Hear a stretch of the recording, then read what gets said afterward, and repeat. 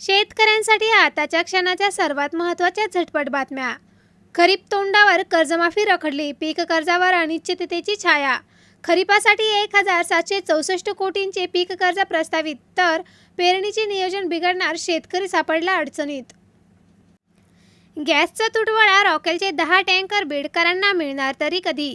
प्रतीक्षा कायमच. 1,20,000 लिटर मंजूर, परंतु आतापर्यंत तांत्रिक अडचणीत अडकलेले टँकर आणि आता रॉकेल, डिझेल याचा तुटवडा. मीटर बायपास वायरला छेडछाड, रेझिस्टन्स तंत्राच्या सहाय्याने वीजचोरी. महावितरणाची भरारी पथकांकडून तपासणी सुरू. खिशाला गारवा, दर महिन्याला वीज बिल ग्राहकांचे 6.35 कोटी वाचणार. महावितरणाची योजना. 1 एप्रिलपासून वीज दर स्वस्त झाल्याने ग्राहकांना मिळणार आहे दिलासा. 10.75 कोटींचा शौचालय बांधणीचा प्रस्ताव शासनाकडे. 430 नवीन सीट्ससाठी निधीची मागणी. शेतकरी कुटुंबांसाठी मदतीचा फास्ट ट्रक, समितीचा उतारा. आनंद वार्ता. शेतकरी आत्महत्याग्रस्त कुटुंबांना तातडीने मदत मिळणार.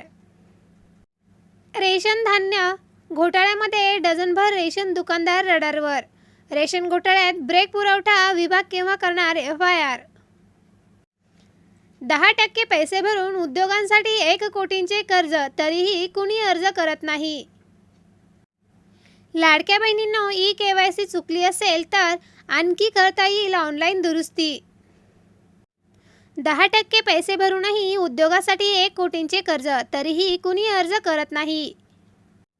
यंदाच्या खरीप हंगामासाठी 1.46 लाख मेट्रिक टन खताची मागणी. कृषी विभागाचे नियोजन. शेतकऱ्यांना मागणीनुसार माहितीनिहाय पुरवठ्याची तयारी. सातबाऱ्यांचे संकेतस्थळ ठप्प. जिल्ह्यात पीक कर्ज वाटपाला ब्रेक. शेतकरी अडचणीत, तर सातबारा उपलब्ध नसल्याने बँकांकडून अर्ज प्रलंबित.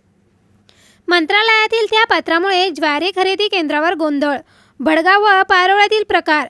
प्रशासनाच्या निरीक्षणानंतर आगाऊपणा समोर.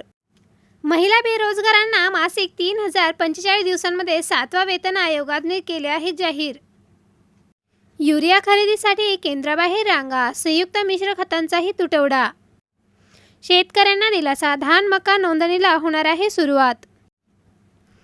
कांदा अनुदान, अतिवृष्टीची भरपाई. गॅस टंचाई विरुद्ध ठाकरे गटाचा मोर्चा. नायब तहसीलदारांना शिवसेनेचे लेखी निवेदन, तर गॅस एजन्सीकडून टंचाईच्या नावाखाली ग्राहकांची लूट. पंचनाम्यासाठी कर्मचारी न पोहोचल्याने शेतकरी नाराजी. सावरगाव परिसरातील अवकाळी पावसाने कांदा पिकाचे अतोनात नुकसान.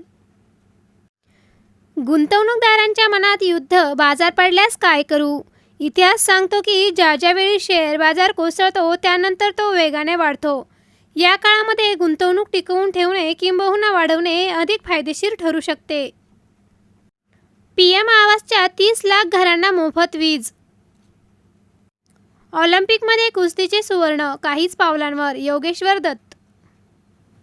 शेतकरी सन्मान योजनेतील 60 कोटी 34 लाख निधी मंजूर. पालकमंत्री डॉ.